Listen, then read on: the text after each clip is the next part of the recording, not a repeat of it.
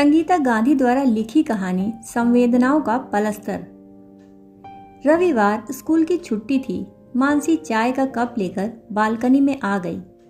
सड़क पर सुबह की सैर से लौट रहे कुछ दंपतियों पर मानसी की नजर पड़ी। कितने अच्छे लग रहे थे। विवाह की सुखद अनुभूतियां मैंने कभी महसूस नहीं की। मानसी बुदबुदाई। चीनी के बाद भी चाय फीकी लग रही थी। ठीक वैसे ही बहुत सुंदर सरकारी स्कूल की टीचर मानसी का जीवन था। कभी इस बालकनी में माँ पापा भाई के साथ बैठकर चाय पीती थी। माँ पापा मरने से पहले यह मंजिल उसके नाम कर गए, पर वो अपने जीवन का सूनापन किससे बांटे। हल्की बरसात शुरू हो चुकी थी। हथेलियों से फुहार को स्पर्श करते हुए अतीत की स्मृतियां मानसी को स्पर्श करने लगी। पापा ने धूमधाम से विवाह किया था। भरा पूरा ससुराल, सब धन वैभव, पर सुख एक दिन न मिला। जिसके साथ जीवन बिताना था वह ही अपना न हुआ। विवाह के साल भर बाद मानसी जान गई कि पति का रिश्ते की भाभी से अवैध संबंध है।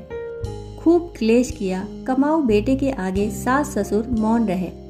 पति ने साफ कह दिया, रहना है रहो, मैं उसे तो नहीं छोड़ूंगा। नतीजा तलाक और मानसी 2 साल में ही मायके वापस आ गई। समय के साथ घाव भरा। दूसरे विवाह के लिए सबने जोर दिया, पर मानसी विवाह के नाम से घबराती थी। जब तक कुछ संभली, माता पिता जा चुके थे।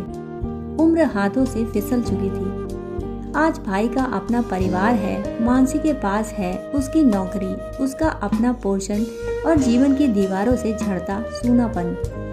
तभी भाभी ने आवाज दी, दीदी जरा नीचे आइए। मानसी अतीत से वर्तमान में लौटी। सीढ़ियां उतर नीचे गई।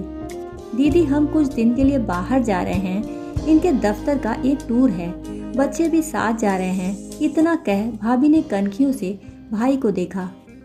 भाई ने बड़ी सावधानी से शब्दों को पिघलाते हुए कहा, मानसी वो टूर है ना, तो बस पति पत्नी व बच्चे ही साथ जा सकते हैं, वरना तुम्हें भी ले जाते। भाई भाभी की नजरें मिली। नजरों की भाषा और शब्दों की भाषा का अंतर मानसी समझ गई थी। अच्छा, घर का ध्यान रखना। इतना कह भाई परिवार सहित बाहर चला गया। आंगन में अकेली खड़ी मानसी ने दरवाजा बंद किया। भाई के पोर्शन पर दरवाजों पर लटकते ताले मानो मानसी को मुंह चिढ़ा रहे थे। थके कदमों से चलते हुए मानसी सीढ़ियों की ओर बढ़ी। 2 सीढ़ियां चढ़ते ही निढाल तीसरी सीढ़ी पर बैठ गई।